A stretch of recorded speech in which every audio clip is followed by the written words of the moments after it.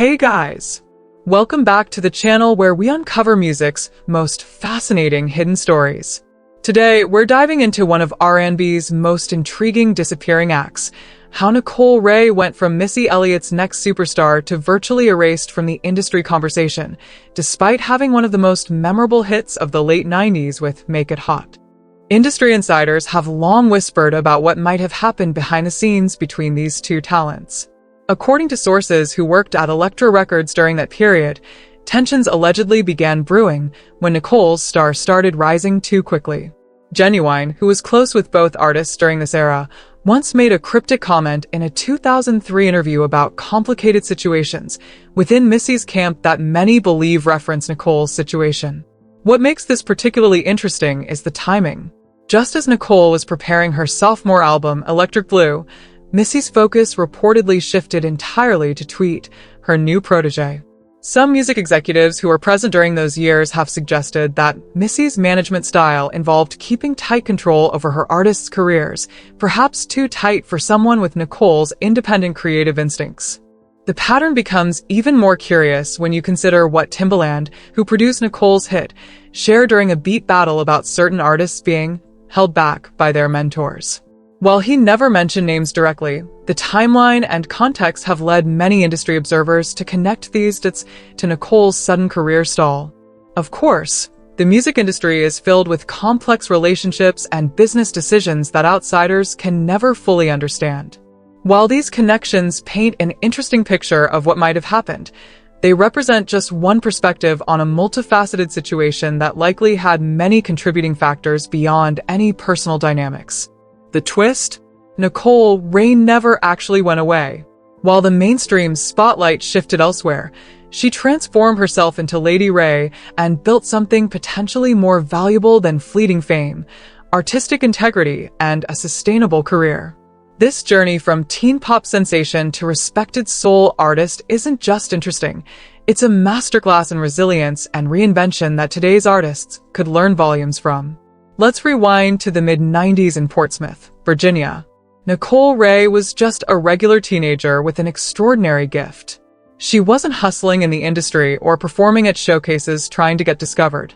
Instead, her big break came through something that sounds almost too perfect for a music biopic: singing at home. The story goes that Missy Elliott, already an established force in the industry, heard about this local girl with an incredible voice. Rather than having Nicole come to a studio or a formal audition, Missy showed up at Nicole's family home. Imagine that moment. One of music's most innovative creators standing in your living room, asking you to sing. Nicole, just 17 years old at the time, delivered an impromptu performance that changed her life forever. Missy was so impressed that she signed Nicole to her newly formed Goldmind label, a subsidiary of Elektra Records.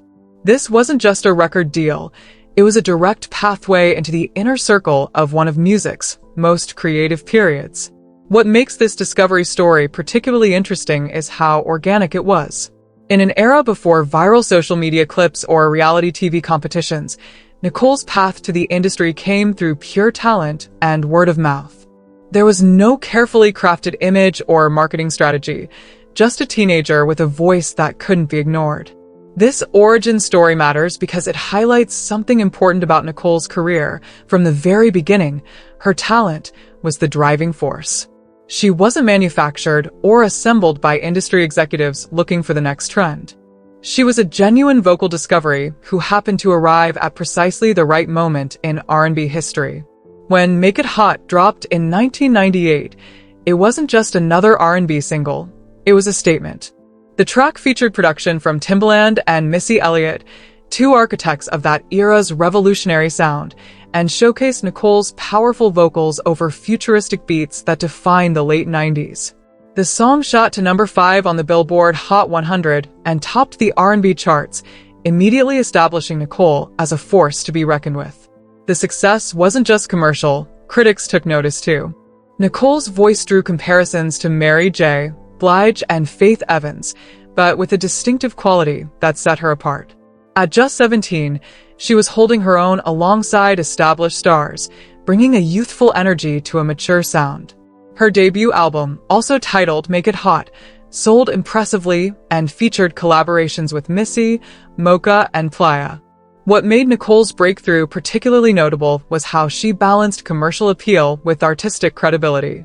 This wasn't disposable pop. These were sophisticated R&B productions that showcased genuine vocal talent. The album demonstrated remarkable range, from club bangers to soulful ballads, all unified by Nicole's distinctive voice. Behind the scenes, however, challenges were already emerging. Nicole has since revealed that her pastor strongly opposed her music career, warning her against the secular music world. This created internal conflict for the young singer, torn between her faith community and her artistic ambitions. Navigating this tension while still a teenager added another layer of complexity to her early career. Despite these challenges, Nicole's future seemed incredibly bright. She had the hit single, the successful debut album, and the backing of two of music's most innovative creators. By all conventional metrics, Nicole Wray was positioned to become one of R&B's defining voices for years to come. The music industry has a notorious pattern, the sophomore album challenge. For Nicole Wray, this hurdle would prove particularly difficult to clear, but not for the reasons you might expect. It wasn't that she couldn't create compelling music. It was that the industry machinery around her began to malfunction. Work began on her second album, tentatively titled Electric Blue, around 2000 to 2001. The project showed tremendous promise, with Nicole evolving her sound while maintaining the core elements that made her debut successful. Singles like I'm Lookin' received positive reactions, suggesting that Nicole had successfully navigated the transition from teenage newcomer to maturing artist. Then came the first major roadblock, label politics. Elektra Records was undergoing significant changes, with executives shuffling and priorities shifting. In the music industry, these corporate restructurings often leave artists in limbo, and Nicole found herself caught in this unfortunate situation. Despite having recorded an entire album's worth of material, Electric Blue was shelved indefinitely. This wasn't a matter of quality. The tracks that have since leaked from this project demonstrate that Nicole was creating music that could have easily connected with audiences. The issue was purely business. When label priorities change, even the most talented artists can find themselves deprioritized through no fault of their own. Adding to these challenges was Nicole's evolving relationship with Missy Elliott's Goldmind imprint. Nicole has since spoken about feeling drowned among the many artists Missy was developing. With Missy's attention divided between her own skyrocketing career and multiple protégés, Nicole wasn't receiving the focused development and promotion her talent deserved. The result was a perfect storm of industry obstacles, corporate reshuffling at the major label level combined with diminishing attention from her immediate management. Nicole Wray, despite having all the ingredients for continued success, found herself in the precarious position of being a priority for no one. Just when it seemed Nicole's career might be permanently stalled, an unexpected opportunity emerged. Dame Dash, co-founder of Roc-A-Fella Records, recognized her talent and offered her a new home at one of hip-hop's most prestigious labels. This wasn't just any record deal. This was an invitation to join a dynasty that included Jay-Z and was defining the sound of early 2000s hip-hop and R&B. For Nicole, this represented a potential career resurrection. Roc-A-Fella had the marketing muscle, industry respect, and artistic credibility to reintroduce her to audiences. Dame Dash seemed genuinely invested in her as an artist, understanding that her voice could bring something unique to the label's roster. Recording began on what would have been her official Roc-A-Fella debut. The early signs were promising. Nicole was in the studio with top-tier producers, crafting a sound that would align with Roc-A-Fella's aesthetic while showcasing her vocal abilities. She appeared on compilations and soundtracks associated with the label, keeping her voice in the conversation while building toward her full project. For a moment, it seemed like Nicole had found the perfect platform for her second act. Then came one of the music industry's most infamous breakups, the split between Jay-Z and Dame Dash. What had been one of hip-hop's most successful partnerships dissolved in a very public separation, with Jay-Z assuming control of the Roc-A-Fella name while Dame Dash pursued other ventures. This corporate divorce had immediate consequences for the label's roster. Artists aligned with Dame Dash, including Nicole, suddenly found themselves in limbo once again. Projects were shelved, priorities shifted, and the focused attention that had initially drawn Nicole to Roc-A-Fella evaporated amid the executive turmoil. For the second time in her career, Nicole had recorded material for a major label that would never see official release. This pattern reveals something important about the music industry. Talent alone isn't enough. Timing, corporate stability, and executive champions all play crucial roles in an artist's success. Nicole had the talent in abundance, but these external factors repeatedly aligned against her at critical moments. Following the Roc-A-Fella disappointment, Nicole entered what many artists would consider their wilderness years, that period of searching for direction after major label structures have failed them. But rather than disappearing entirely, Nicole demonstrated remarkable resilience by continuing to create music while exploring different avenues for her career. One significant collaboration during this period was with the Black Keys' Dan Auerbach. Together with fellow vocalist Terry Walker, they formed the group Lady, releasing the album Lady in 2013. This project represented a dramatic sonic shift, embracing retro soul sounds that were miles away from the sleek R&B productions of her earlier work. The music was critically acclaimed, showcasing Nicole's versatility and artistic growth. However, this project faced its own challenges. Shortly after the album's release, Terry Walker left the group, leaving Nicole as the sole vocalist. Rather than abandoning the direction, Nicole embraced it fully, rebranding herself as Lady Wray and continuing to explore this soulful, vintage-inspired sound. What's particularly interesting about this period is how Nicole's artistic identity evolved. The teen R&B sensation was now creating mature, nuanced music that drew from classic soul traditions while maintaining contemporary relevance. Her voice, always her greatest asset, had developed new depths and textures that brought authenticity to these retro-influenced productions. Behind the scenes, Nicole was also navigating personal growth.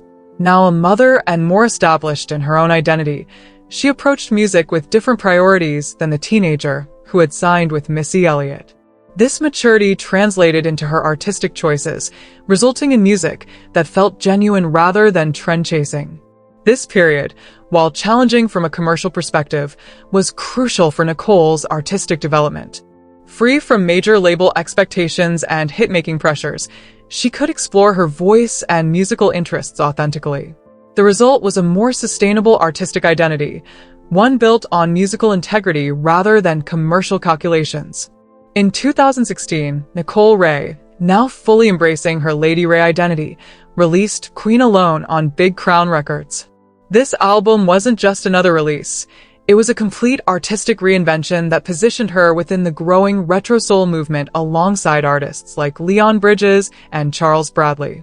The album received critical acclaim, with reviewers noting the authenticity and emotional depth she brought to these vintage-inspired productions. What made this rebirth particularly remarkable was how completely Lady Wray embraced this new musical direction.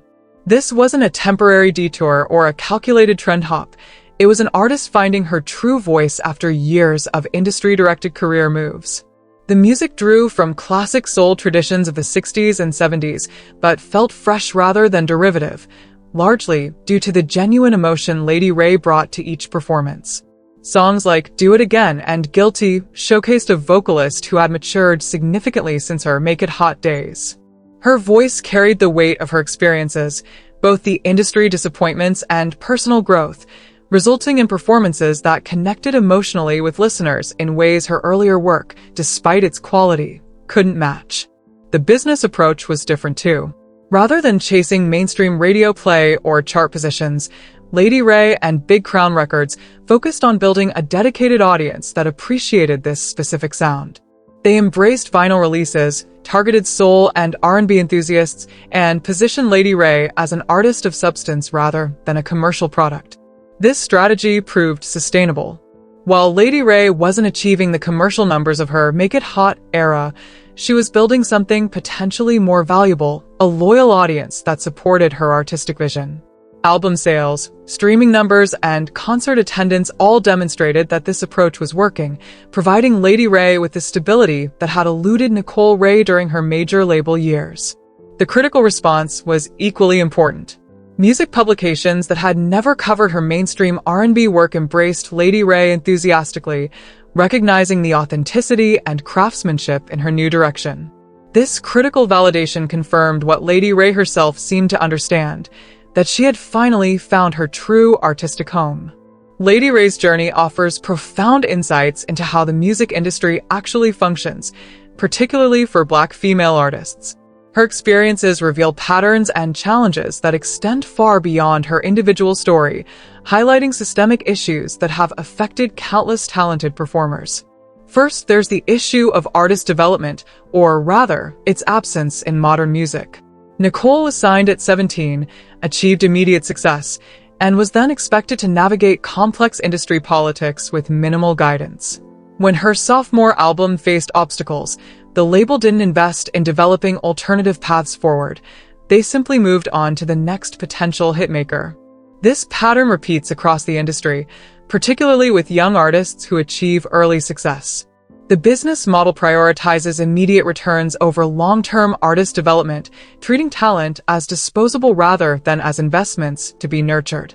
Nicole's experience demonstrates how this approach wastes potential and discards artists who could have sustained decades-long careers with proper support.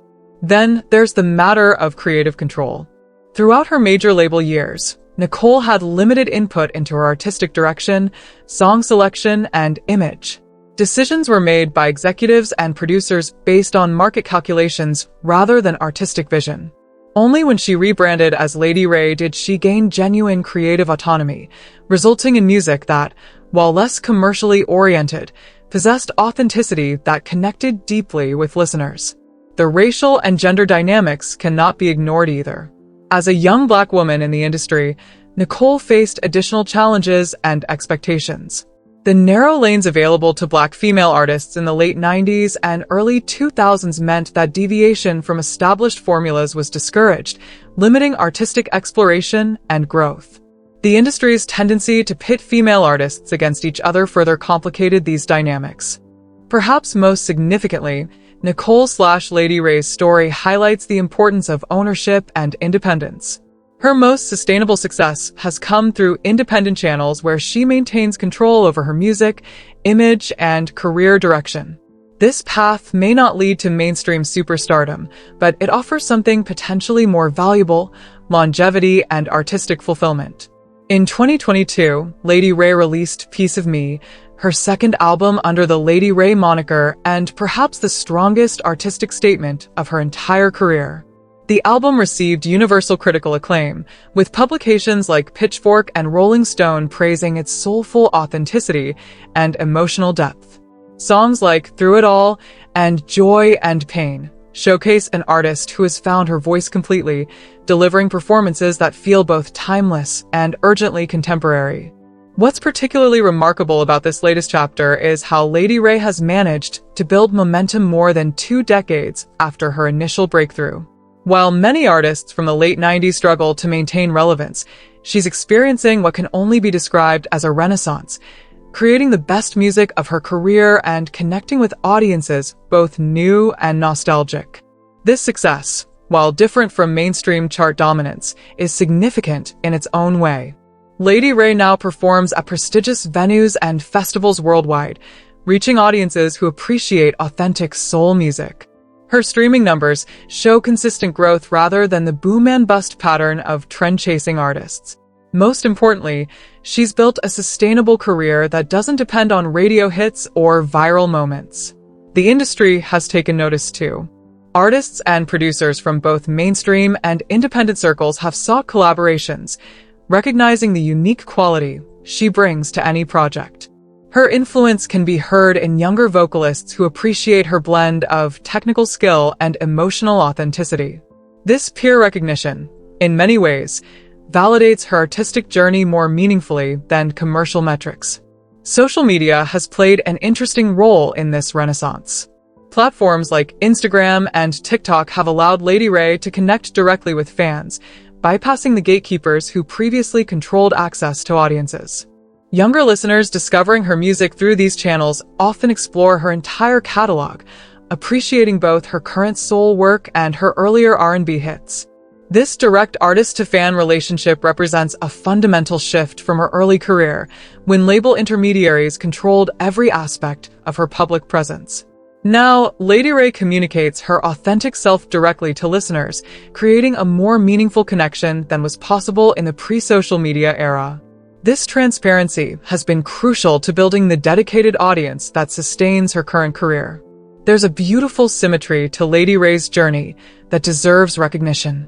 The teenage girl who was discovered singing in her family home has become a mature artist who owns her voice completely. The industry that once tried to mold her into its predetermined vision now adapts to her authentic artistic expression. What began as a story of commercial promise interrupted has transformed into something more meaningful, a testament to artistic integrity and perseverance. This evolution raises important questions about how we measure success in music.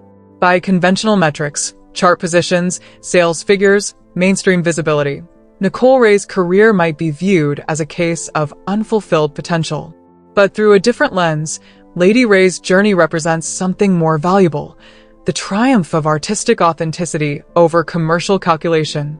Consider the sustainability of her current position. While many of her contemporaries from the late 90s R&B scene have disappeared completely or rely solely on nostalgia, Lady Wray continues creating vital new music that resonates with contemporary audiences. Her independence from major label structures means she retains creative control and a greater share of revenue from her work. This model, while less flashy than mainstream stardom, offers longevity that few major label artists achieve. There's also something to be said for the quality of life this path provides. The pressures of mainstream fame, constant scrutiny, exhausting promotion schedules, limited privacy, are absent from Lady Wray's current reality. She creates on her own schedule, performs for appreciative audiences, and maintains a personal life separate from her public persona. This balance, impossible during her major label years, contributes to the emotional authenticity that defines her current work. For aspiring artists, Lady Wray's journey offers valuable lessons about resilience and artistic integrity. The path to sustainable success isn't always linear, and commercial setbacks don't necessarily indicate creative failure. Sometimes, the detours and challenges lead to a more authentic artistic voice than immediate mainstream success could provide. Perhaps most importantly, Lady Wray's story reminds us that artists aren't finished when the mainstream spotlight moves elsewhere. Creative evolution continues, often producing the most meaningful work outside the constraints of commercial expectations. The teenage sensation who gave us Make It Hot and the mature soul artist behind Piece of Me are the same person, a vocalist of exceptional talent who, despite industry obstacles, never stopped using her voice. In the end, Nicole Wray didn't disappear, she transformed. And in that transformation, she found something more valuable than fleeting fame, artistic fulfillment, and a sustainable path forward. That's not just a good career outcome, it's a triumph of artistic spirit over an industry that too often discards genuine talent in pursuit of the next temporary sensation.